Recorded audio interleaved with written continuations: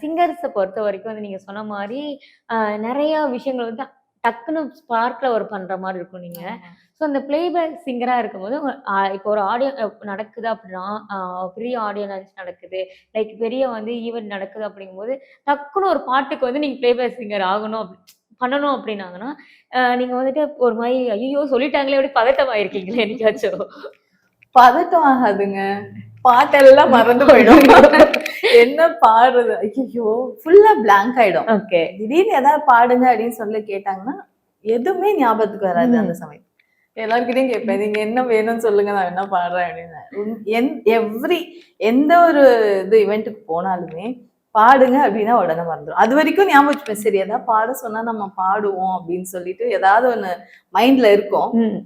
அங்க போய் ஸ்டேஜ் மேல பார்க்கும்போது மறந்து போயிடும். ஐயோ! அப்போ அவங்க என்ன ப்ரிஃபர் பண்றாங்களோ அத பாடிட்டே இருப்பேன். Super ma'am.